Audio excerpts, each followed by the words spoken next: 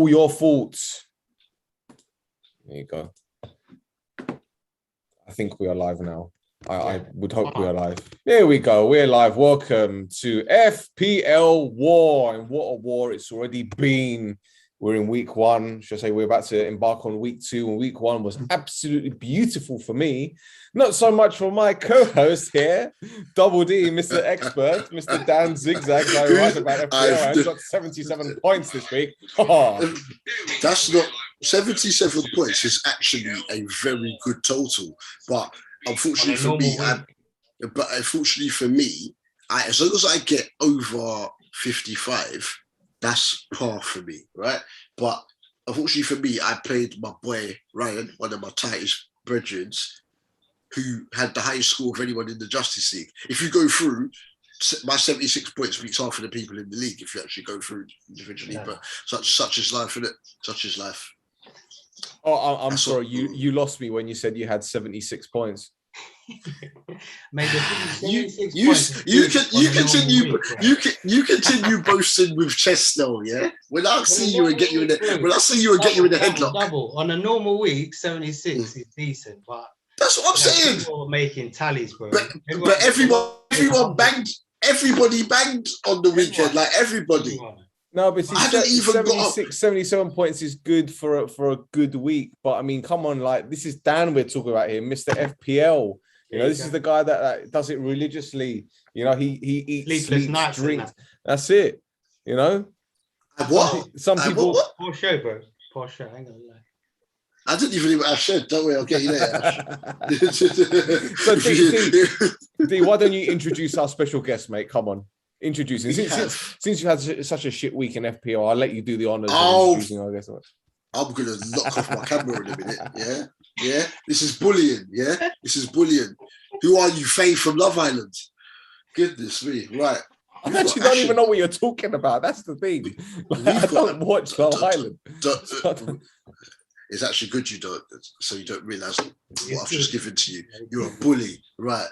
We've got Ash in the house. Man, like Ash, yeah.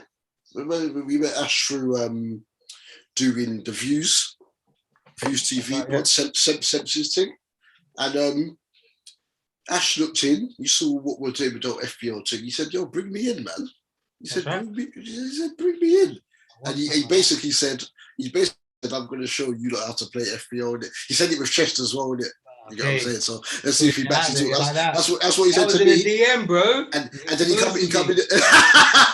I told you in confidence. And he come in the. He said some other obscenities in the DMs, but I won't expose him. You get what I'm saying? That I'm gonna print it and frame it and put it up on my wall. And then, like, if I get more points than him, then it's on, isn't it? You know what I'm saying? Let's go, bro. I'm ready for the battle, bro. Let's see it commence. But you lot have all got Rat Boy in your team, innit? I told Stell to put him in because Stell's original draft, he never had Rat Boy in his team, but he's got him in there. You have to have him in, bro. At the moment, at this moment in time, it's too dangerous not to have him or Salah, in my opinion. Dead. Well, I'm always, as a Liverpool fan, I have Salah in every week that he's fit, but you're cutting your nose off to spite your face, mate. That's the thing. No, you've got to take the emotion out of it, bro. Man United, you can't have emotion, bro. Man United make me sick, yeah? So what am I going to sit there? Bruno Fernandes packs up and goes, so I'm like, yes, fantasy points. Fuck off. Excuse my language. When he bangs. Bro, when he bangs a hat-trick, how much more are you burning? Excuse my language. No, but you know the joke is, I hate, because of the rivalry stemming from when I first started supporting them in primary school. You get what I'm saying? I don't hate, so Man United and Arsenal, sorry, because that's your team, the most, because of the rivalries and the fact that my family is flooded with supporters from both teams, and I know a lot of people that support both teams. Man City, I don't like them, but I don't despise them like a United or Arsenal or Chelsea even, because I know a bag of Chelsea fans as well.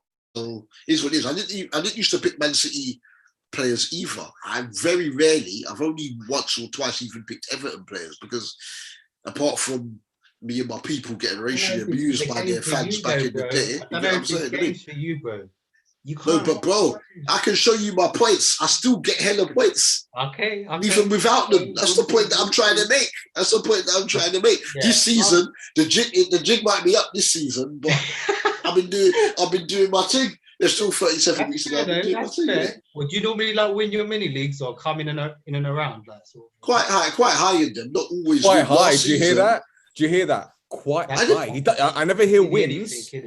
I never hear gold medals. I never hear top of the tree. I come close, you know. Well, listen, I almost came close to Jennifer Lopez, but just because I had the FHM magazine back in the day, doesn't mean I got anywhere near her. Still, you're gonna make me start like using derogatory language on FPL War. I've already said one expletive. You might have to get a swear jar out there. Yeah. You're triggered. If I had one of those, we're in week 3. If I had one of those, I think I probably would have been able to pay for everyone's entry. Anyway, let me plug the show before you not make me angry. Yeah. That's it. Before you, which show are you going to plug? Which what are you talking about? Listen, Ash, he's gone all crazy now. Ash, he's gone all crazy. He's talking to himself. He's talking to himself. We are live right now. We are live right now, and you haven't even plugged it properly. So how do we expect people to tune in live? I said it at the beginning. But you weren't listening. I'm saying on the socials. I've done it already. Yes, I have. Check your tweets. Check your inbox. Check your notifications. Do we have the same followers? I'm putting it up on WhatsApp. You put it on, why would you? Okay, it doesn't matter. Anyway, Ash, before D loses marbles and starts throwing his beanie hat all over the place, you know, because he looks a bit like you lot bullying me. No, you lot bullying me. Where's HR? Where's HR? You're bullying me. You know who you look like? You look like what's his name? I think from the Wu-Tang Clan. What's his name? No, not Method Man. Oh no, I forgot his name. No, I need to find his name. Jesus Christ. It's gonna kill me. Ghostface Killer. That's who you look like. Ghostface. One of my favorite rappers. So you know, it's all good. Look at this. We've already got someone bigging me up. See, do you know? This guy is brilliant, but the thing is, I can't even pronounce his name on this because there's lots of Y's and zeros and dots and underscores, and it's just I don't know. But thank you anyway. Ash, listen, we've already done the abuse on D. Do you have pause? Huh? Pause. Anyway, go ahead. I'm going to mute you in a minute. I'm going to mute you. You talk too much. Yeah. Ghostface. Right. So do you have like a tactic going into every season? Because D and I were talking about this a couple of weeks ago, where you got people that think that playing N'Golo Kante is a great idea because he plays lots of games, but you don't get no points. They actually treat it like a proper lineup, like, oh, my right back has to be that's not a mentality in FPL. You have to think outside the box. Got to look more at stats, and like you say, what we said in the preview, Holobans, like no one would really look at him as a good left back, really. But from a fantasy point of view, he brought like a lot of points, bonus points, etc. So yeah, I tend to not gamble too much. So for what Double's doing without Bruno, for me that's a massive gamble because he can bag a hat-trick in week 1. Someone's captained him, and you're chasing 40 points already. And he can do that. And there's not many people, for me anyway, in the league that could do that on a regular. So yeah, I'm kind of like, keep it safe at the start.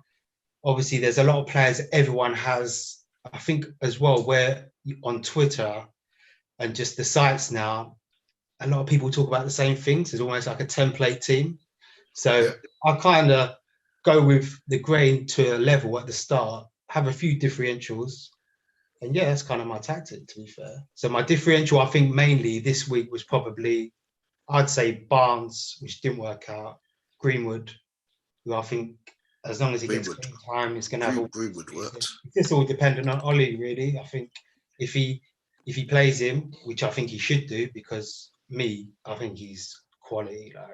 But that I'll just judge it because I know where Sancho's not back, where he's starting, was bench. He's now going to be starting, and then you got Rashford's out for a while. Cavani's not really ready yet, so I think he will start for the first 2-3 games, and then I'll reevaluate that situation.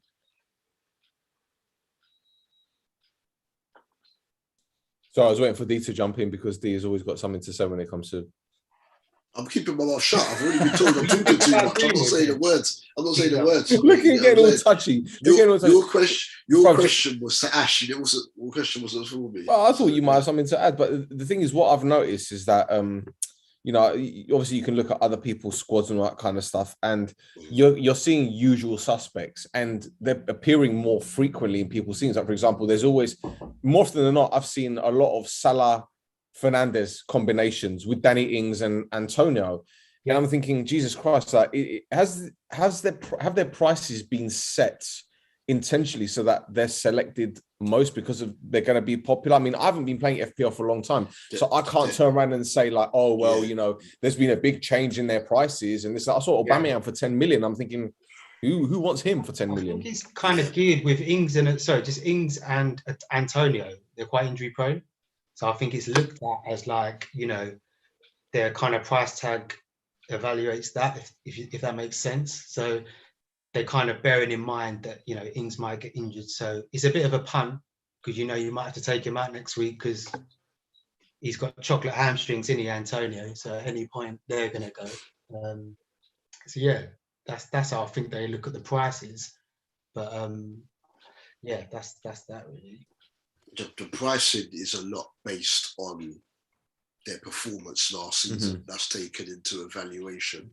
So Aubameyang's actually gone down from his first season last season as a midfielder, but Antonio's gone up, Bamford's gone up. Numerous people have gone up because they performed so well last season.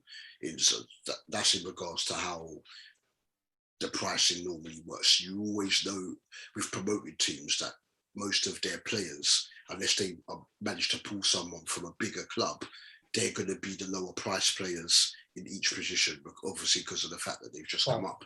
So in the midfield, obviously Fernandez was expensive last season, but because he had an outrageous season statistically last season, he's gone up. Salah's always going to be the highest midfielder because he's always in like the top three scorers points wise. He accumulates the most points each season that he's been in the league. So he's always going to be the highest midfielder. Mane is going to be up there too. And then because of the assists that Trent and Robbo get, they're always going to be the highest priced fullbacks. So it works like that. Performance, and in terms of, obviously, I'm sure they run lots of dummy and test teams to be able to see what can fit and what can't, obviously, but you can only have a few premium players in your team regardless because of how they're priced. The way you put in two of them, you've used up a quarter of your budget already, and you've still got to fill up. Then you're, on average, you've got to get 30 other men in, like with a 6 million average. So yeah. Do you know what? I was speaking to Steve Eyre the other day, and again, because I'm so new to this, I don't know all of the rules, and I don't know whatever.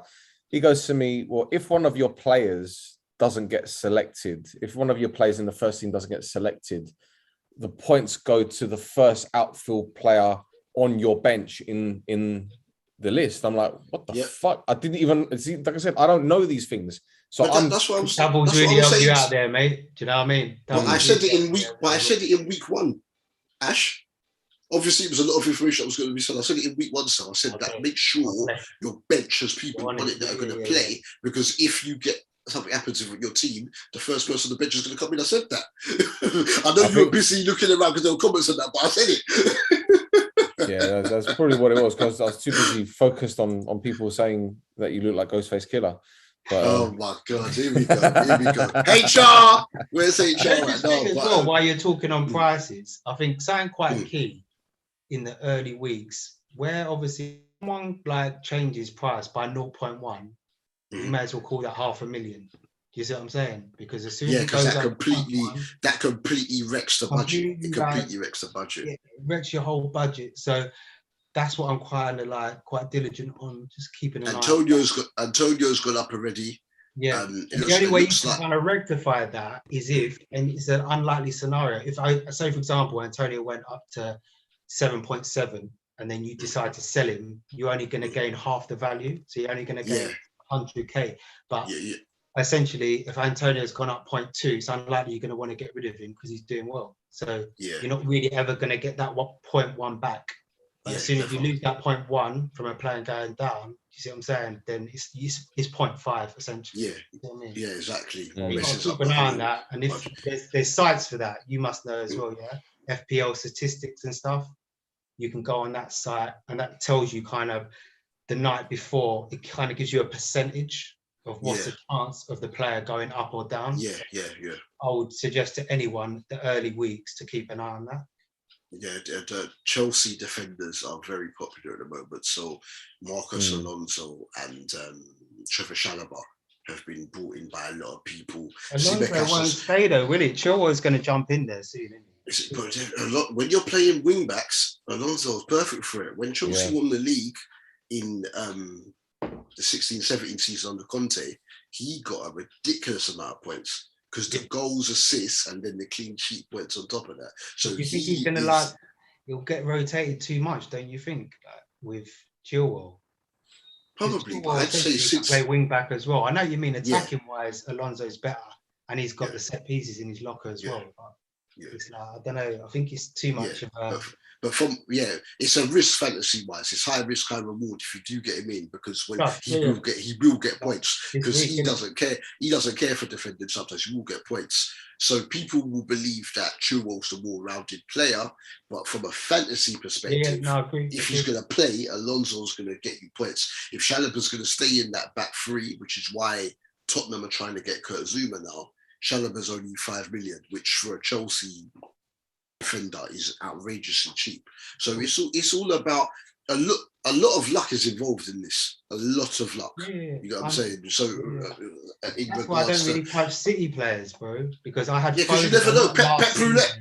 Foden just was being utilised in the Champions League, wasn't really starting in the league, and it was just killing me, man. So I've kind of that's one thing, tactic, if anything, I've got this season. Unless it's like a no-brainer, like I think Diaz is probably the only guy and the keeper. Yeah, he'll be the mainstay. You would say, and Stones is quite certified to start, but the rest of them, like, it's Pep's roulette, isn't it? Like every week.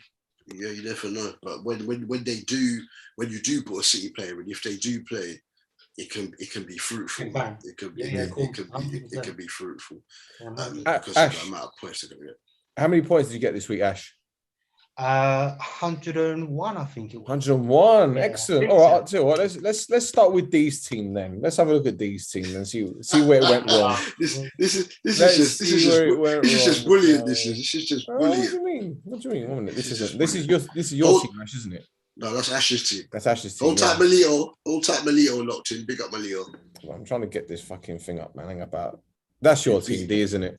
Who beat me last week? This is your team. Is it not coming up a bit funny on the screen? I don't know if that's. Yeah, it's coming up. The screen's a bit mad. A bit curvy. Curvy? A bit J-Lo-ish. Oh, no. Oh, this is hurting my feelings. I thought I was going to get it right, but clearly I haven't got it right. Ash's team, but it's bent out of position. It's like you know when they do those those memes when the players are. I can see something. I can see clearly now. The rain has gone. Oh well, fuck that for a laugh. Okay. Oh Jesus! Right, I'll tell you what. Let me read it. You had Martinez. You got Martinez in goal. Your back three are Trent, Mitchell, Cancelo. Then you got Salah, Jota, Son, Rafinha. No, Mitchell. That's my team for this week. This week, not last week. That's the team that I'm going to play. Well, at the moment, it might change. There's still the deadline's not until 11:30 on Saturday. That's how my team is at the moment. Right. Okay. So tell what was your team? What was your team then? Remind us what your team was then. That exact same team on there, but Kufal instead of Mitchell. Right. Okay. And that's what got you 76 points. Yeah. So what went wrong for you? Was it Cancelo conceding a goal? My strikers didn't bang. Bamford didn't bang. never really got into the game. Bruno. What's his face? Ivan Toney played really well against Arsenal, but you don't get points for occupying centre halves and allowing your teammates to run off you and cause Arsenal havoc. And Rafinha could have got an assist in the first half against United, but a poor cutback, and then he missed a glorious chance right at the end of the game. Poor, just fluffed it, just put it wide. So those are the main three that, let me be honest. Okay, so other midfielders did their job. But you've only made one change, and you put Mitchell in instead of Kufal, right? Yeah. Okay. So, and you're basing that off what though? I mean, you've obviously looked at the weekend fixtures, right? Yeah, the fixtures. Palace are playing Brentford, so therefore, I saw because obviously Palace played Chelsea. How much is Mitchell? 4.5. 4.5, yeah, and he did quite well for me last season. I was thinking, have you looked at West Ham Leicester, thinking that Leicester are going to put 3 or 4 past West Ham or something? Not necessarily 3 or 4, but Kufal's my first sub. So if Pep does Pep, then Kufal will come in off of the bench if Cancelo doesn't start. But just for the base, that I view that being much easier opposition for Palace than playing obviously Chelsea in the first game week. So I think that even if they were to concede against Brentford, which would help since I have Toney in my team, that Mitchell he's a decent crosser with the ball, can maybe get assist points or something there. I don't want to be trigger happy early on and be making changes or draw from a wild card just yet, though the forwards that I didn't put in, there we go, though the forwards that I didn't put in, that I spoke about, all bagged. But then obviously not making a transfer here will allow me to make 2 free transfers in game week 3. I guess it was a big shock seeing Martinez concede 3, especially against Watford. Yeah, but when you look at the goals, Emmanuel Dennis's goal was by his feet, maybe could have done better. Second goal by Sarr was a huge deflection, and the third goal was an outrageous goal by Cucho. So when you, or Cucho rather, so when you look at that, those things can happen. For opening day of the season is an anomaly. I'm annoyed I never went with Kasper Schmeichel because he's cheaper than Martinez and kept a clean sheet, though Adama Traore missed a rather easy chance in that game, so it could have been so much different. So these things can happen. The good thing about Martinez, though, even when he does ship a couple, he usually makes so many saves because Villa allows so many shots at goal. He's still got 2 points. So that one, though obviously I got battered by Ryan, those save points in future weeks could come in very handy when you have a tight game in the head-to-head league that we're in. I think Sarr could be a good option just quickly with Watford. I think he could be a good option this season. 6 million. I was tempted by him, to be honest. I still have Sarr for Watford. Yeah, as well as Sarr. Yeah, I said I think it was last week's one, I said get Sarr and Emmanuel Dennis into your team, even though I didn't have them. And they both produced. They both scored and assisted. So I love how you say, I said you should have done this, you should have done that, and then No, but I'm suggesting obviously the FPL war, we have awards, so I'm giving advice. Otherwise, you're just going to hear us just blab. So about our individual team. So I'm giving the audience tips. Audience, listen to Dee's advice because he doesn't take his own advice. That's the reason why he only got 76 points. Shout out to Neo YT, who's in the chat, says he got 98 points in game week 1. Well done, Neo. Well done. He says Ben Rama is a good cheap option for 6 million. I would advise to get him as his price will increase soon, which, that's a good shout. Shout out to Steve Eyre, who got 100 points, Centurion. Very, very good. And Ash, Milito's locked in. He got 105 points. 105. Excellent. That's who beat me in head-to-head. He's top of every league. So excellent shout out. See, anyone who beats Stan is a friend of mine. Excellent. Well, you must think I'm D-man, mate. Yeah, I don't give the smack talk. Well, you do on this show, mate. I just do my thing. Oh, here we go. All right. So, what should I play you? I'll boycott FPL when I play you, so you don't see my team, and I will come on the next week, and I'm going to be giving it large, mate. Yeah. No. Gonna be the wife beater and all sorts. No. See, this is the thing. Now we've got this podcast going. Now we've got this serious league going. I'm actually going to make a go of it this year. Not like previous years where I've gone, oh, let me try 4-4-4-2. I've seen 4-3-3. You guys put any cash on your leagues or anything? Yeah. It's a cash league, baby. Yeah. Okay. 15 quid entry. How many people? 20, so £300 pot. Okay. Not bad. Mm-hmm. Not that we condone illegal gambling. Right? yeah, that's true. We don't want to be taken off any shirt sponsors. Yeah. It's gamble responsibly, etc. Right. Ash, let's have a look at your team, mate. Is this the team that you're going in with for this week, or the one that? Yeah, I guess so. I could see. I don't want to be knee jerk, but what I was saying earlier with the kind of rises, I want what the fella was saying there about Ben Rama. Like, I like the look of him. I was tempted to go with him in the first instance, but I just didn't really want to double up with West Ham. I thought having the players spread over different teams. Obviously, if West Ham have a stinker, then that issue. And I really wanted Antonio, so I'm pleased. Obviously, I went with Antonio. I think he got me like 13 points. But yeah, I want the Leicester guy Pereira, the right back. I think he's going to have a strong season. Got an assist that weekend, didn't he? He's undervalued, I feel, at 5.5. Obviously, he was injured a lot of last season, and that's kind of reflected his price tag this season. But the season before that, Double will know, he was a fire FPL asset. So he's someone I'm looking at strongly. He's already got an assist, I think, from the last game and a clean sheet. So, yeah, I might just roll the transfer over, to be fair. Like, it's hard, isn't it, to kind of like take anyone out. And the thing is, anyone can have, a bad week. Like Barnes didn't get any attacking returns. Shaw, you guys conceded.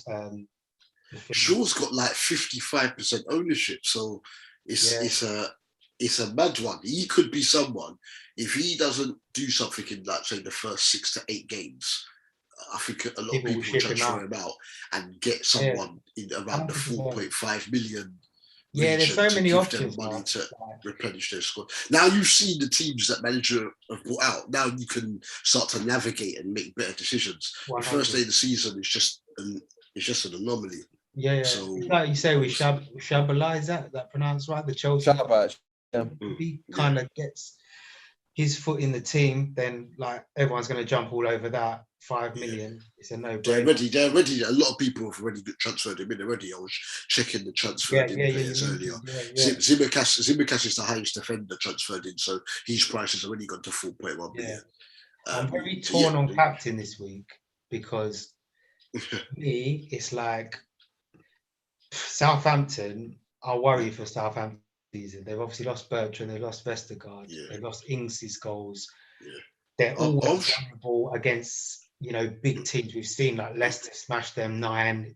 Man, you've done the same. Do you know what I mean? They can really capitulate like badly in these sort of games. And obviously Bruno's coming off of a hat-trick.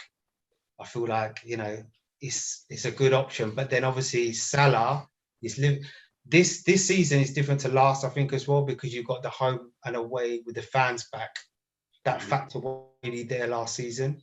You're just going on like who's got the better fixture. But obviously now, Liverpool, we know what a beast Anfield can be, like 12th man and that. So Salah at home, their first league game at home with all the fans back.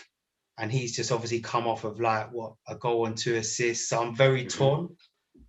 I think I'll go with Salah. But yeah, I think you could be in for another bad day, Double, bruv, if Fernandez kicks on again. The person I double check. I think the person I'm playing this week in the head-to-head, I don't think they have Fernandes. They'll probably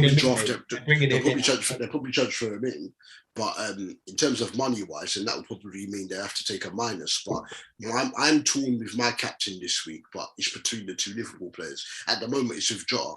But before the deadline on Saturday, I might go back to Salah. Because without Salah last week, I would have had a very mediocre point total. But it's hard to go against Salah, isn't it? Only because as well, you never know when Salah's always going to start, really, isn't he? Like until like it gets to a time where it's rotation. Like at the moment, Bobby, I don't know, man. How do you see it? Do you see that? Is that the kind of like first choice front three now? Salah, Mane. Because it's Burnley at home, and Burnley come to Anfield and always give us a game, and as they do to most teams, rough them up. Yeah. They've given us some really tricky games. Last season, obviously, they won there 1-0. The season before, we drew 1-1, and they actually were the only team to stop us from winning every home game that season when we won the league. And in the season before that, we beat them. It was 3-2. And they gave us a really tough game. One of their goals shouldn't have stood because Alisson was fouled. So he might go with all four and just try and blaze them out and then make substitutions. Yeah. So, yeah, because he has done all four of them before. Yeah. So I think he might do the Champions League game last season, didn't he? Yeah. With all four. If not, and they did it against Man City away as well. Yeah. We were really, before Jesus equalised, we were really giving City a real game with the four of them up top. So if he does go for 3, the likely change you would think would be Firmino to come in for Jota, but Jota scored, didn't do anything wrong. So I'm seeking early season differentials to try and make up this 20 points that I'm behind most people, 15 to 20 points. So I don't believe many people will make Jota captain. So if he starts scores and Jota gets goals when he comes off the bench, you've got balls, mate. If you do that, you've got balls. I'll give you that. Because Jota might not play 90 as well. He rarely plays 90. That's the thing with him. So that's the only thing I'll say as well. It's a tough one, isn't it? You want to make up the points, but in the same respect, you don't want to go further behind, So it's a catch-22. Ash, there's a question here for you, mate. Neo says, Ash, Rafinha is set to miss game week 4 as he's called up for national duties. Who you will replace him with? That's game week 4, so that's in 2 weeks. Yeah, I see that actually, because it's basically Egypt. It's the same with Salah, because they're red, aren't they? Egypt and Brazil. So if they go, I think personally you're going to see a lot of these, like, I've got a bad little toe, my neck's gone, like, just it's international week coming up, all of a sudden. But they're not going to be like letting their players go abroad knowing they have to isolate and they won't then be available for a couple of weeks. I don't see that. Yeah. But we'll kind of look at that. I'll have transfers at the time. I think if Rafinha doesn't really, I've got a 3-game rule really for me. Yeah. They don't perform for 3 games, then I'll look to bin them off unless I see a lot of things where they've hit the post and, they've had very good underlying stats. But I am looking at that. I kind of knew that. I was actually going to bring that up to do what exactly his point to do with that, because it's interesting from a fantasy standpoint.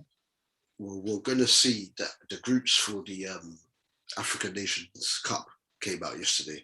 So when that kicks in January, you're really going to see how good some people are. Obviously, you people that pick Fernandes, you're good, but that's going to be Salah, Mane, Uba, Iheanacho. Arsenal by then. Iheanacho. You're going to see. Ndidi. I don't know. Yeah, Ndidi. Yeah, I don't know actually if Dakar, if Zambia in it. I didn't check it if they made the group stages, but you're going to see numerous people, big fans. Well, Mahrez, Algerian, isn't he? Mahrez as well. Yeah, Benrahma. Algerian. You're going to see, Benrahma's Algerian as well. You're going to see a lot of big players. If he's back from injury by then, obviously Ziyech will go with, if Morocco have made it. Check. I've only checked on Ghana's group, to be honest. So it's going to be, that's going to be interesting to see who people bring in, because you're going to have so much money to play with if you do own a Salah or Mane or Aubameyang that you could virtually pick anyone. And when you have times like that, when you can pick anyone, it's always the person you don't pick that ends up doing something. But this is the FPL life that we chose. Oh, mate. Very true. Horror stories like that, man. I think my worst one ever, it was last year or the season before. I had like Van Dijk, and then I was just like, okay, I knew he was kind of like certain. I had him over someone else. Yeah. I took him out. How's this geezer scored 2 goals, bro? He scored 2 goals. What are you talking about when we played Brighton at Anfield and you scored twice? Like you say. I think he's frozen. It's double frozen. Yeah, Morocco are actually. Yeah, Ash's froze was like, oh no, you're right now. Yeah, Morocco are actually in our group. Ghana's group's got Morocco, Comoros, and Gabon. So we'll be playing Aubameyang. Senegal. I'm trying to see if Zambia are there to see whether or not Patson Daka's going on. No, Zambia didn't qualify, so Dakar will be about for Leicester. So that will be an option.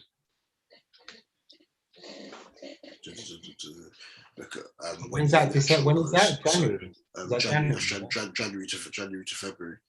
African nations. So so we'll see. It's gonna be interesting. But as you said, Ash, I tried to give it at least a 3-game run as well because I looked at teams' first 6 fixtures before I picked my players. So there's no point in me being trigger happy and changing. I know some people I know are going to look to use their wild card already because they've seen what happened in game week 1 and they want to make changes already. And don't get twisted, it works for some, but I want to just keep my chips there. Some people use their chips, bro. Not in my leagues. I haven't seen one yet, but sometimes I've just seen people like using triple captain. Someone used their triple captain on Fernandes, and they have one of the highest scores in the world. No, not in one of my leagues. When I was looking about on the thingy, I checked other leagues that people I know are in. Okay. And someone triple captained Fernandes. Same last season, someone in one of my leagues triple captain Salah, and he got a hat-trick obviously against Leeds on the opening day. So obviously they're basing it certain times. Doing the statistical thing works. We all know Callum Wilson, whether he's been at Bournemouth or Newcastle, scores against West Ham all the time. So that's why people had him in their team, and they benefited. Last season, United beat Leeds 6-2. Fernandes, I think, got 2 and got an assist. So Leeds are going to play open. They played the same way, so it works for you. And that's the thing that can afford you now 2 or 3 average weeks, and you're still going to be up there because of that ridiculous amount of points that you accumulated. So it depends on the strategy. But as I said, a lot of luck is involved because Fernandes' first goal, Melia got a hand to it just about went across the line. The third one, but it deserved to be a goal because the finish was outstanding, was really borderline offside. And on another day, these things don't go. Please, he got that. To be fair, but that was an outstanding finish by him, though. Pogba's balls in that game. He's a one to look. 4 assists. 4 assists. Couple people in my league have got him. On the left.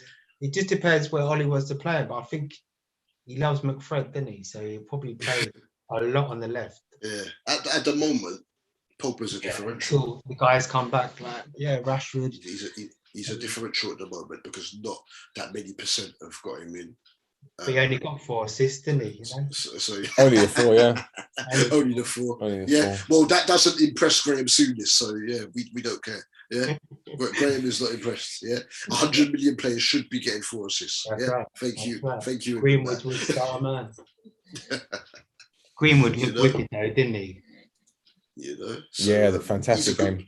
The fantastic game, Greenwood. I think he's the best finisher at that club, and he was actually allowed to play. I agree. And he was actually allowed to play in his natural position for once. Yeah, I'd have him over. He doesn't know what his foot is. That's mad. Yeah, both feet reminds me of how Fowler used to be, bruv. It didn't matter, left or right peg, he was driving. He's the most natural finisher I think ever. Fowler, like English finisher that I've seen. Anyway. As long as you know, and you're an Arsenal fan, because I've said to other people were arguing with me, natural, Now, I'm not saying he was the best striker. All of them, Ferdinand. Thank you, Shearer and them man there. Exactly. Showing doing madness.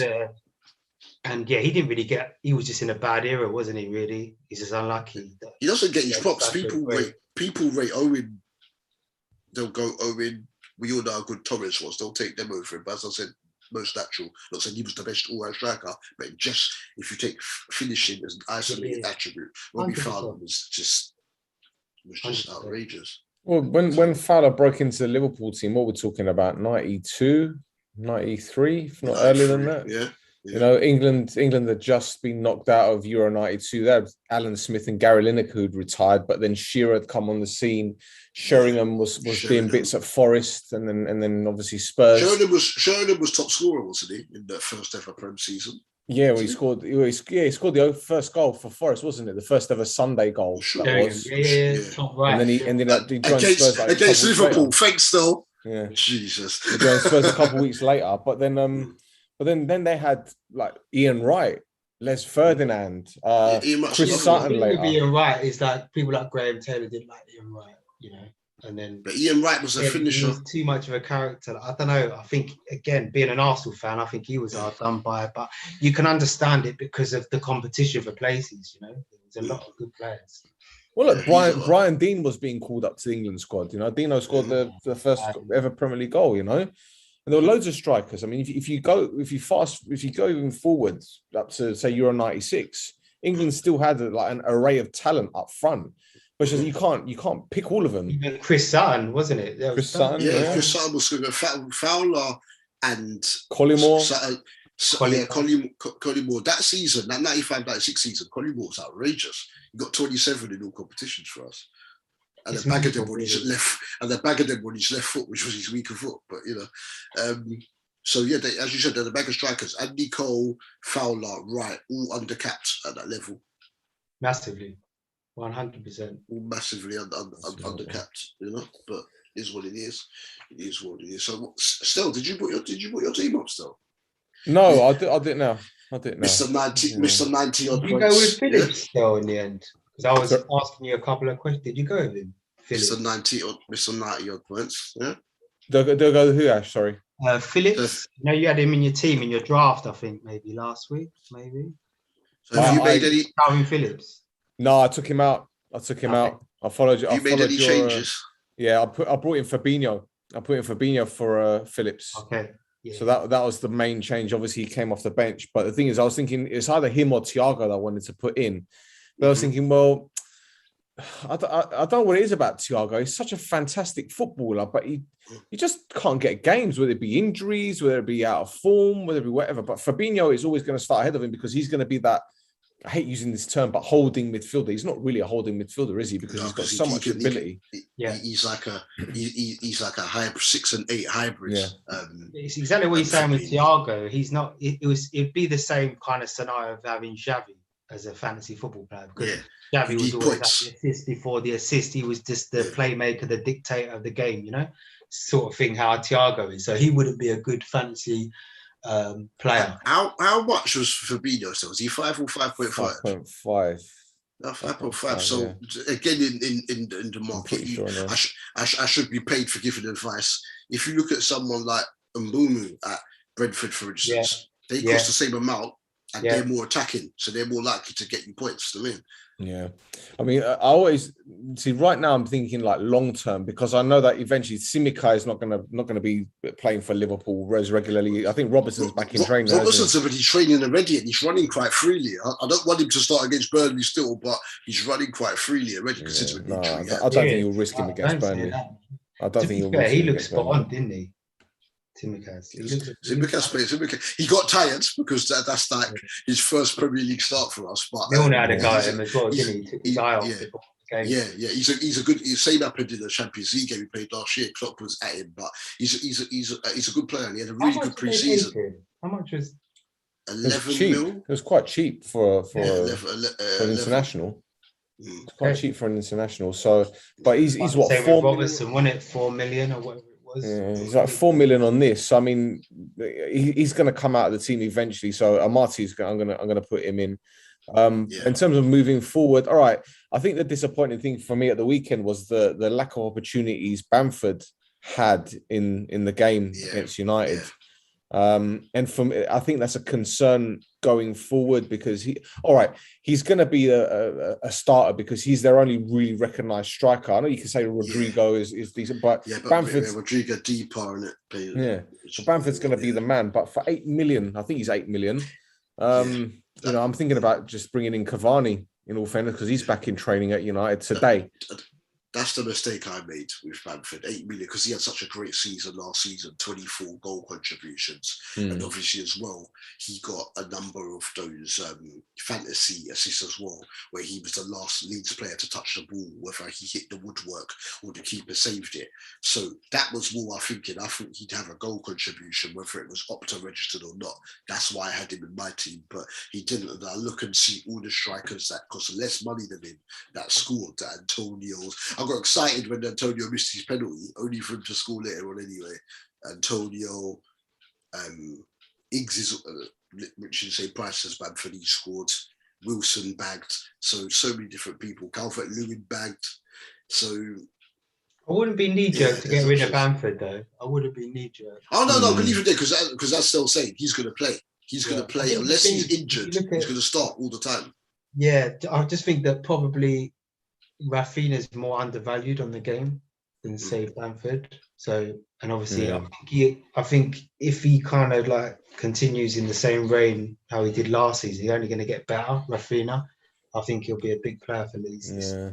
The thing is, the other concern I have is Targett, and given the way that he performed against Watford, given that Villa have got a lot of changes in the backroom staff, John Terry's gone. I think another member of staff left.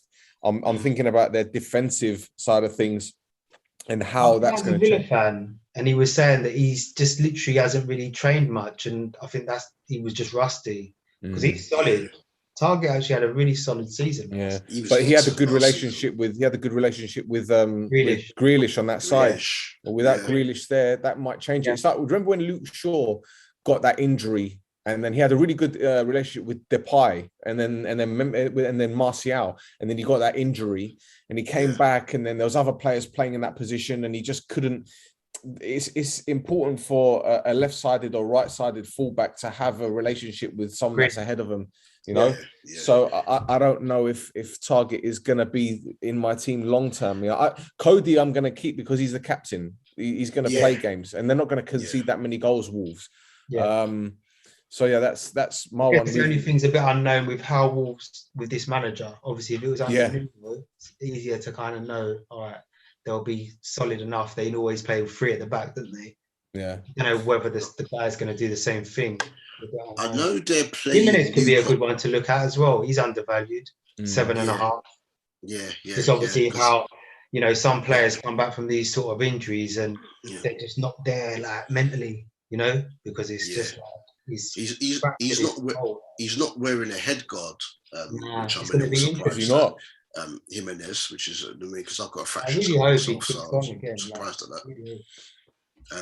But if you're having doubts about Targett, because though you're looking at that, you're thinking, Villa should be able to keep a clean sheet, and even I'm risking it because Martinez is currently in my goal, and they might do some randomness because they do concede a lot of shots at goal. And Marte is a threat at set pieces. He's not going to be there long there, Marte. Vestergaard's in, isn't it? I think he's going to start. Vestergaard. If he goes free at the back, he'll still play for now with until Johnny Evans comes back. He'll still be there. Yeah. Well, the thing is, I mean, if I were to make any changes, I'm just going to go to my fantasy team on the website. Here we go, right here. Yeah. So, I mean, if I take out Targett and you look at the defenders that are available for £5 million based on their points, Chalobah got 14, but it's only because he scored, right? Yeah. Then you got Pinnock, obviously, you got on the score sheet. Christensen, he's probably the one that I'd be tempted to put in because he's going to be a starter. Even Reguilon is another one, especially with the system that Spurs play with. I know they've always had attacking fullbacks, but Nuno's hot on that, isn't he? Yes. Remember how Thingy used to play? Doherty used to play under Nuno. Yeah. And then Jose ruined him. And Johnny Otto as well flourished as a wing back under. Ayling is another one to look at. I was about to say. I said it. He scored in the game, but his underlying stats last season were pretty much as good as Dallas. He was obviously playing fullback and sometimes in midfield, but it was just like, it was just very close, almost like the assist before the assist. Because Ayling, I've got him in my team. He's very lucky. On your bench, haven't you? Is he on your bench? I think he's on your bench. Yeah, he's on my bench. He's very likely to come into my team because he's only I'm sure it will go up, but he's only 4.5 million currently. That's what I was going to say to you. I was surprised he's going to play over Mitchell, bro. To be honest, he's going to play either right back or centre half. Yeah, Ayling's going to play. And he's always going to get forward, isn't he? He's always going to get forward. That leads him any player, really, isn't it? Yeah. They're well, look, we've had a message from Neo again. He says, I think we should not judge Bamford after one game when he played against United. In games against Everton, he can get you goals. Also, Bamford was excellent in pre-season. And he also says Kufau is one of the best 5 million defenders. He created the highest number of chances last game week. He was just too good last season. Neo is an expert at this, isn't he? Who is Neo? Tell me who Neo is. I need to get him on my friends list. Well, he would, on the penalty, it was Kufau's cross that Antonio brought onto the post before. I didn't think it was a penalty. The penalty happened. That's why I went through him over Cresswell, but trust Cresswell to score. But I was too scared to double up on West Ham players because I did it for the double game week last year. They got a clean sheet in the first game against Burnley, and then in the second one they conceded against West Brom, and I was trashing my sitting room. But no, Kufau's quality. He's a quality fullback. Him and Suchek, it's great value. Yeah. That's just always great recruitment, isn't it? That's just like Suchek could have a bloody hat trick on Sunday. He had the header clean off the line and put an effort wide before he scored the rebound for the penalty. But you know, I captained him in one game last season and he got sent off against Fulham.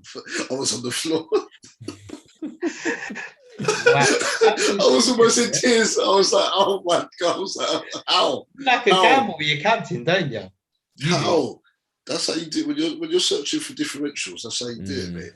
Yeah. Because there's been weeks, there was a week I made last season. I made Rafinha captain and he got a goal and an assist when Leeds beat Southampton. Nice. And I just flew because everybody captained Bruno or someone around that time, and then they do nothing. So then you beat literally half of the people in your league because they're all captaining Bruno. You get what I'm saying? So it becomes you could just tell certain things. Well, here we go. Oh, it's because they got Bruno in their team that they're doing better than me. Double, I tell you something. You probably got a good chance to get crying. Yeah. Still, do you know how many points I got last season? Man, pack down, bruv. Yeah. How many? Do you know who I am? How many points you got last season? How many points did you get last season? 2,333. And when did you finish? Find me. No, but obviously, Ash, because I blog on it. But where did you find me someone in the whole world that got? Where did you finish in your league? Third. Was it fourth? Third or fourth. After leading for literally the whole season, I came off at the end. So do you use that wooden spoon to eat your soup with as well? Yeah. Oh, piss. Well, look, I'm glad you mentioned leagues. Let's look at our league right here, my friend. Let's have a look at it. Oh wow, man's baiting up the Justice League, right, baiting up everyone's government name, baiting up everyone's government on YouTube. I don't care. This is what I'm talking about, man. Listen, when you start shit with me, this is what happens, right? So where are you? I never started nothing. You've not been picking on me the whole time. I've already found 3 complaints to HR. 76 points, and you lost to someone that got 105. So I'll give you that one. That's fine. And they're tuned in, so big up Malio. Big them up. Darren. He was actually asking before why the hell you've got Fabinho in your team. He was asking before. Well, I thought that he was going to start, but evidently he didn't. But hell, you know, I'm keeping faith in the Brazilian. I'm keeping faith. So even if he's not really a fantasy player like that still, because he gets a lot of hockey assists, as they call them, the pass to the person that gets the assist. Well, that's why I'm recommending this season. Things might be different this season. No Wijnaldum, he might have a more advanced role. You never know. That's why I'm recommending people like Mbunu if you choose to sell him, because they cost the same price and they're actually a forward that's down as a midfielder. Even thing, you know, Dallas. I know he's a fullback, but they get. Well, he assisted Aliens goal, even though he's a defender and he's obviously not going to get clean sheet points. I still think that he's undervalued at 5.5, to be honest, because he, you know, when they played Man City, I think, and they won 2-0 at their place, was it? And he got 2 goals. He scored both. He was at midfield, wasn't he? So he assisted Alien's goal on Saturday, so you're still going to get. There you go. Yeah, there you go. Because he started Saturday's game in defence, but then they brought Firpo on at half time and moved him further forward, and then he passed it, and then Alien scored the worldie. So if he continues to play, to be honest with you, 100% Smith Rowe. And I don't really have Arsenal players. That's my team. How much is he? 5 mil? 5.5. 5.5. Still kind of cheap. The only issue is Odegaard is obviously pretty much signed. So yeah, that's gonna. I don't really see that kind of like restricting Smith Rowe's like game time though necessarily. If I'm honest, I could be wrong, but I just feel like with Lacazette and Aubameyang, I feel that there's something going on there. He might be played on the left or something, Smith Rowe. Where yeah. So, do you think many people are going to be clamoring to get a Ramsdale if the move happens? I don't know what's going on there. You know, we're crying out for a right back, and we're trying to get some English fucking like 30 mil or something. It's it annoys me, man. I'll tell you what, there are so many fans on social media, not just Arsenal, but various clubs. They've got no fucking shame, man. I've seen some videos of Ramsdale. Someone has already made a video package of Ramsdale, and it's like his distribution. His distribution. He's playing a 5-yard square ball. Are you fucking for real? He's smashing balls forward 40 yards. Well, is this to kind of promote him to being a good player? You say not. But this is what social media does, my friend. Yeah, I know. Everyone's got a good reel on YouTube, isn't they? You know, I remember Bebe with Man United. He was on YouTube, and he was a fantastic player. They made him look a £100 million player. That's the one Fergie watched and then told Pepe looked like Pele, didn't he? Like Pepe. Yeah. I'm not gonna lie. I wanted Pepe before he went to Arsenal. You know what, Pepe? I wanted him at Liverpool. Jokes aside, Pepe, he actually stepped up last season towards the end of last season. He looks physically a lot better. His decision making is better. If I'm honest, as a game changer, he's probably our best one at the moment. That's being real. Like Saka, I feel like he's better, like integrated with the team. Like he kind of relies on like one touch, which is nice with Smith Rowe and stuff. But, you know, I haven't really seen Saka go past 3 players and rock it in the top corner. Pepe has that in his locker. Don't do it on a regular basis, but he's got that in his locker, you know. Yeah. I hear you. Excellent. Well, let me bring up the fixtures for the weekend anyway, because you know, let's where are we? Fuck's sake. We're the first game against Burnley. Liverpool Burnley, yeah. All right. Steve's going to be there doing commentary, by the way, which is great for him. Who's he doing commentary for? I think BBC. I think BBC. Is it BBC Manchester? I think so. BBC Manchester, yeah. So he'll on comms. So yeah, Liverpool, Burnley, Villa, Newcastle, Palace, Brentford, Leeds, Everton, City against Norwich, Brighton, Watford. People will triple up on City. See, if Aguero was still there, hat-trick. Triple captain. Tottenham he used to bag against so much, wasn't it? It's Tottenham he scored the most goals, I think, against. Yeah. Norwich would have cleared up as well. Southampton, Man United. I think Bruno Fernandes captain, methinks, for this one. But then again, Salah, I don't know. I hope Southampton absolutely roger you guys. The thing is, Southampton just didn't look good, did they? They already conceded 3 against Everton as well.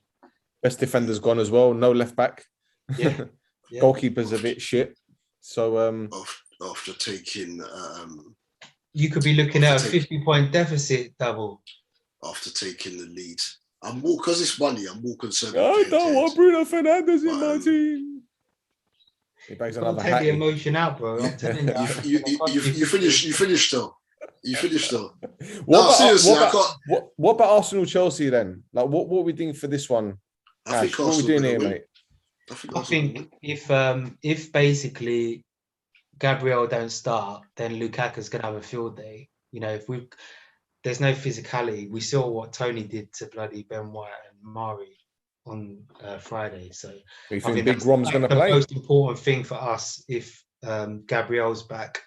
Yeah, bear in mind we haven't got 3 of our first 3 strikers are out as well. Partey's out. It's the spine of the team, you know. So it could be bad if I'm honest. Do you know what, this game here, Brighton Watford. I think that is one to look out for if you want to look at points. I think Lewis Dunk will be a good shout for this one. But obviously Sarr, who had a stonking game at the weekend, you know, Brighton. Who's Brighton's left back? D. Do you know? And is it Veltman? Veltman? No, Veltman's out and he plays on the right. Well, sometimes Dan Burn plays left back for them. But I don't think he's even fit at the moment. So who played there on? I think they played wing backs on. Can we see? Is there a way of finding? I'm sure there's a way of finding out. What they won at Burnley. results. Hang about. Surely they've got to have some results. Oh, here we go. Right, Burnley, Brighton. Here we go. See, Stephen Azalte played left wing back. Yeah. Yeah, because obviously Burn is injured. If I remember correctly. Hang about. It says here Webster Lewis. Hang about. It says here Pascal Gross was left back. According to this, Pascal Gross was left back. See, look, Pascal Gross. They've got Gross down at 13. Yeah, mad.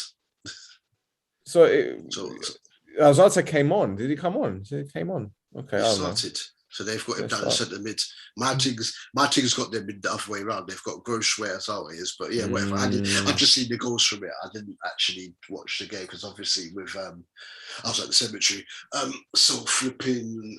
But yeah, so and then obviously Azarte's they're both down as midfielders. So if they're going to play left back until Burn gets fit, or I don't know if Bernardo is still at the club because I'm sure he left if I remember correctly. So do you think there's a chance that Sarr will get some good points here? Because obviously he had a stonking weekend, and we mentioned Watford's win against Villa earlier. I think he'll do well, yeah. I think he's going to have a good season. I think 6 million is going to be a steal by the end of the season. He's not going to be 6 million. Yeah. They need to buy. Yeah, no, Bernardo is gone, so they need to buy a left back unless when Tariq Lamptey eventually gets fit.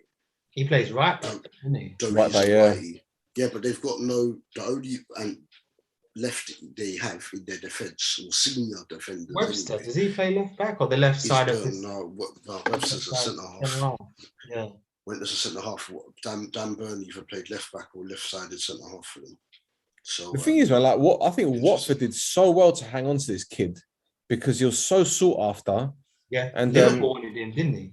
Yeah, because obviously with him being Senegalese, Mane told Klopp a long time ago to get him, but that's not come to fruition. He's rapid, you know how quick he is. Yeah. He did very well in the Championship. After a slow start, he did very well in the Championship last season. He got some goals. He scored. He got 2 when they ended our unbeaten run when we won the league. So yeah, Sarr's a good player. Yeah, Sarr's a good player at 5.5. Yeah, useful. But I said that on the first one we did. I said, look at Watford, and I said after they paid. Oh, you got to do double. You got to start taking your own advice, bro. No, I do. I've got 2 teams in it. I've got 2 teams, but we ain't got all data. We ain't got all data because the other one's not as important. I do these things in it because you got Bruno in one of them. Because obviously because obviously we come on here. There's no point of us just talking about our teams. We've got to recommend stuff as well and make it an all-rounded pod. You get what I'm saying, bruv? Otherwise, we could do it in 10 minutes and we just say, okay, this is my team and done. You get what I'm saying? Those that listen shall prosper. That's why I was a bit apprehensive about giving away my team because I'm in about 5 months. Oh no, the week I play still, I'm in the one league as well. I'm in the one league as well. The week I play still, I might not even come on. I might not even come on. I've already been. It's his first week back playing FPL. Look how much abuse I've given here. Imagine he beats me. Steve Ayres said it's Trossard that was left back. Trossard played left back. Cool. Yeah. There you go. Big up, Steve. Lovely. Right, so he's doing it for BBC Lancashire, not BBC Manchester. Apologies. Oh, okay. Apologies, but yeah. There you go, gentlemen. Is there anything else we need to touch on? Anything else? No. Just be careful. What's the captain choice? So we ain't giving that. Be careful with your captain. At the moment, Jota's my captain, as I said. I'm gonna change mine from Salah to Bruno because it's Southampton. Come on, Southampton. I'm on your kind of page with that. I really do think even when Southampton had this, their centre half and left back, they were always vulnerable for that big loss. It can happen. Yeah. But they did have men sent off in both those losses, though. Let's not go on that. Could happen, bro. Let's not go there and say they got beat that doesn't decide to then, shut up shop, does he? Alan Armstrong to bag for Southampton. He looked all right, didn't he? He looked quite sharp. Yeah. But look at the goals that they conceded. Look at the goals that they conceded against Everton, man. I'm sorry that's shambolic defending all round. And if they play like that against United, the way that United were against Leeds, it's gonna be another 8 or 9. Honestly. Yeah. You wouldn't. It's happened, doesn't it, before? So it's not even like an outrageous statement. Yeah. Listen, I fear for them this season, and I said it on the podcast the other day. I really think they're going to be contenders to go down. Yeah, 100%. They're just saying they could not afford to lose Ward-Prowse as well. There's some like 2-3 teams sniffing around James Ward-Prowse. If they lose their captain as well, it's a wrap for them. Oh, absolutely. Right. Well, Vestergaard left, so that's all good. Yeah, Walcott, yeah. Well, Alex McCarthy, I don't no disrespect, I don't rate him. Jack Stevens, he's bog standard players. I know D's going to back Salisu because it's his countryman, but I don't know, man. Livramento, is he any good? Is he any good? They're playing him right back. He's naturally a midfielder, isn't he? But Jempo looks like someone who could kick on. Jempo, Gineppo, yeah. He just looks very raw, probably under the right manager could get the right stuff out of him, but I don't know if it's at Southampton, to be fair. So I fully expect Southampton to go 4-5-1 or 4-4-2, but I can't see Shea Adams and Al Armstrong giving United central defenders too much hassle. Okay, look, Shea Adams is physical. He likes to get stuck in. He's like your traditional, I think Armstrong is going to do more than people expect against United. Because you have to remember, your game there last season, they blew you lot away for a lot of the game. Ollie made some subs and you came back, and then Cavani basically won you the game by himself. So I don't think this is going to be.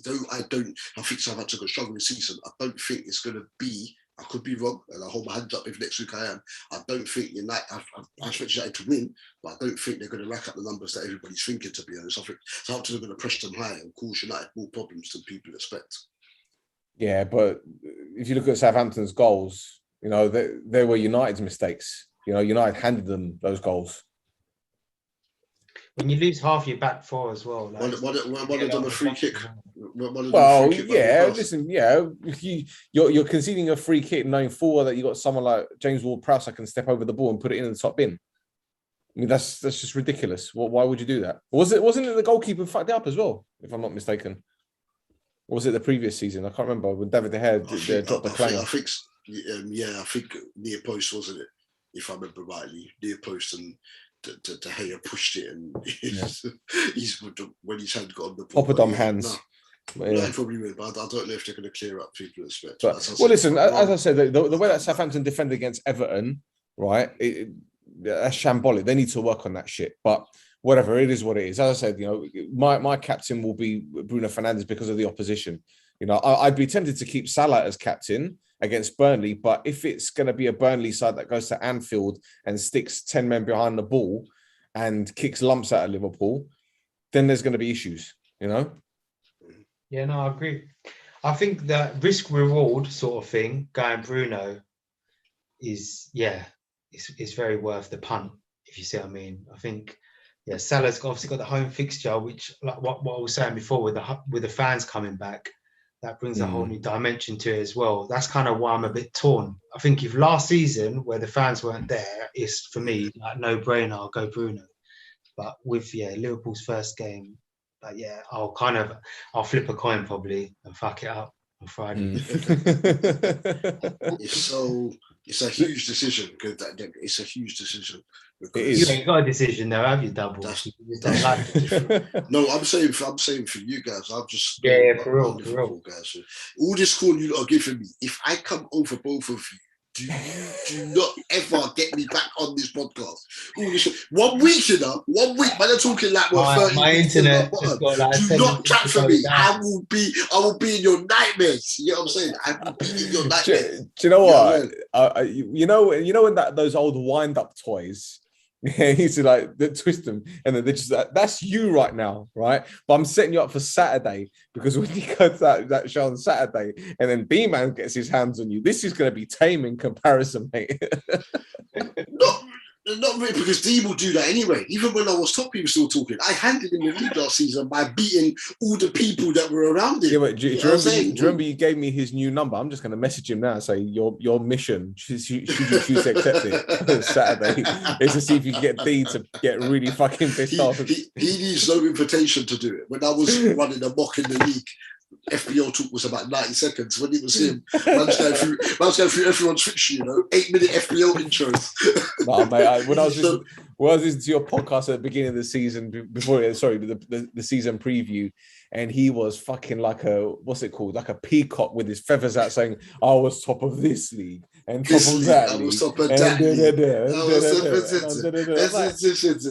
10 minutes later. That was the motivation I needed to jump in your fucking your thing, man. Honestly, that was the motivation I needed to jump in your league. Oh, Caesar, we got you in. Yeah, make sure you beat him. We'll have a field day, mate. You'll have to come down to the show and get in his face. You know what I'm saying? Wonderful. Right, gentlemen, I think that's it for tonight. Ash, thanks for jumping on, bruv. Hopefully you can jump on again. Yeah, whenever you need me, man, I'll jump on. Mate, I do nothing, mate. I work.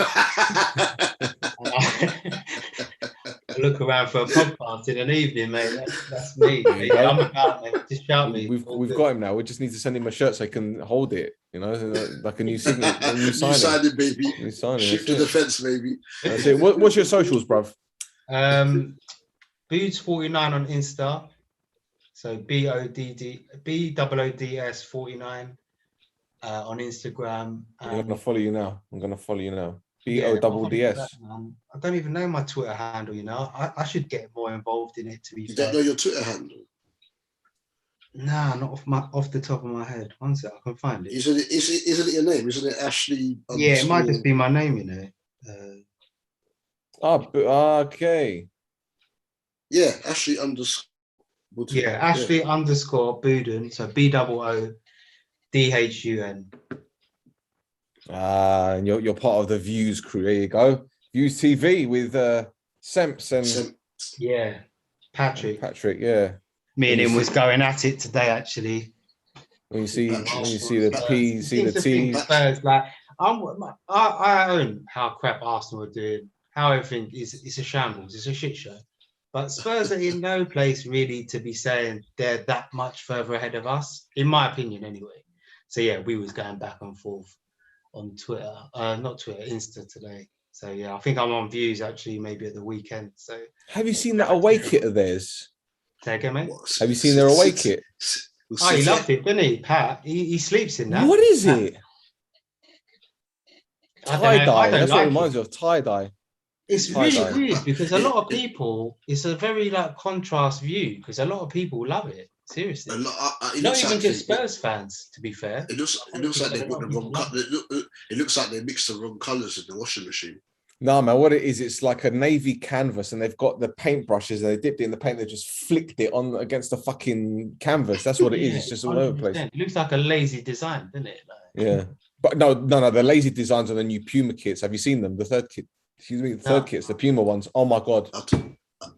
Bruv, let me get this up on the screen right now. It looks like one of them bootleg training shirts you get. It reminds you of like when you go on holiday to the Mediterranean and you go to like these shops with the knockoff shirts.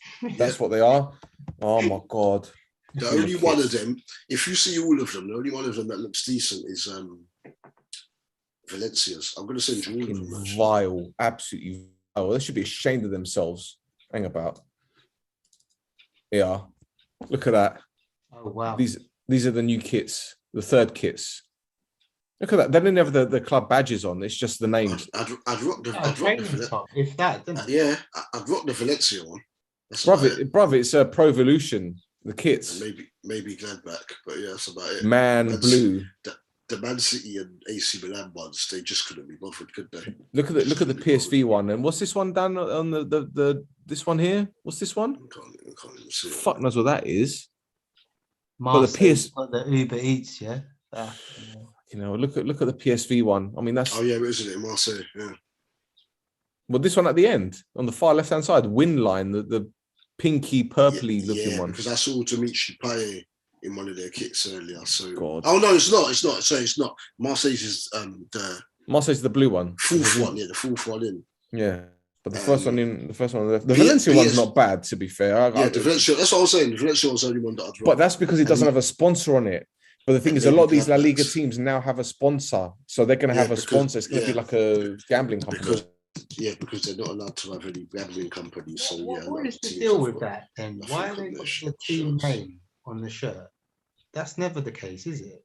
It's always the badge, isn't it? It's just Puma being Puma. They want to be different. It's like what they did with the Cameroon shirt, where they made it a basketball shirt. Do you remember that? Yeah. I remember. That was mental, but yeah.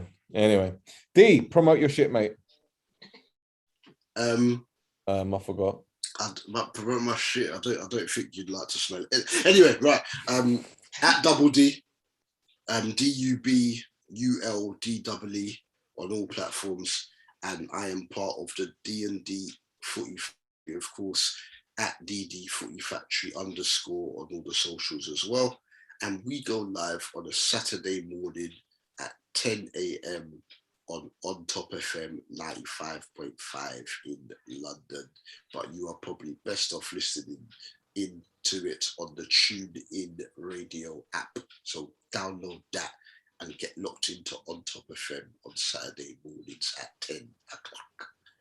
Excellent. And you know what? He did all of that without having to read it from a script. That's brilliant. I'm impressed. Well, I'm just saying, like, I forget stuff. Oh, you know? Man. There you go. So that was it. Punchline, isn't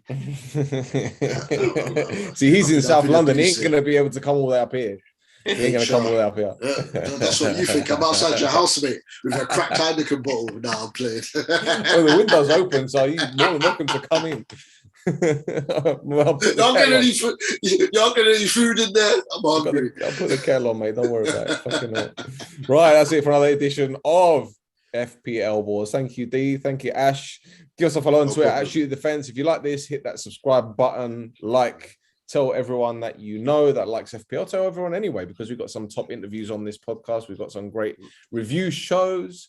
Hit us up on Twitter at Shoot the Defense. I'm on Instagram at CHESTEL, but I mostly talk about my team in Cyprus. So, well.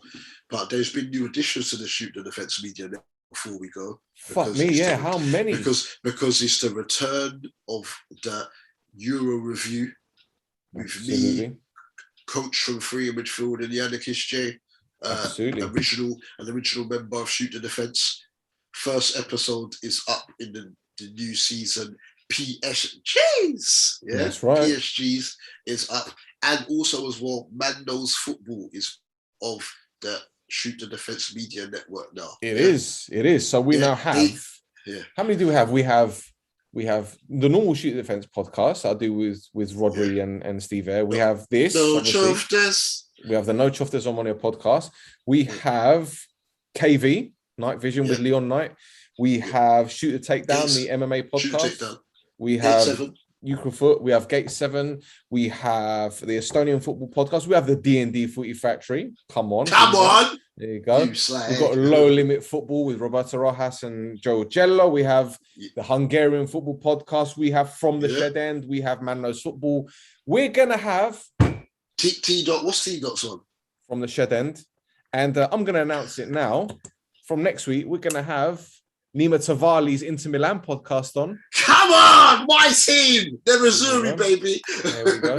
And there are going to be more to come. A lot of content, man. More and more to come. That will be, I know, we've got one more to come, and it's going to be in fact, I'll tell you that one because they confirmed it a couple of hours ago. It is going to be the Dynamo Abroad podcast, which is going to be about Dynamo Kiev football clubs. So we'll probably have about 14, 15 different podcasts on this network. So if you ever run out of content, you got no excuse. Just hit that subscribe button and you'll get it on iTunes, Spotify. What's the one with just quickly with Leon Knight, because I recently saw his interview, which was like years ago, but someone opened my eyes to it. You know what? He was I can't remember. It was so funny. He's a character, isn't he, man? Leon, yeah, I spoke to him a couple of days ago, and he's gonna do a KV every 2 weeks for us now. So he's well on it, and he's very thrilled to see how well this network is doing, because as you're probably aware, first in Cyprus last week, 4th in Ukraine, 5th in Japan, 14th in Nigeria, 11th in Poland. Yeah. We're doing all right. We're doing all right. We're doing all right. Work great. That's it. And thank you to everyone again for contributing. Thank you for everyone watching. So until next time, Deej, what do you want to tell them? It doesn't mean anything. And you will prosper. No, thank you very much for listening, people.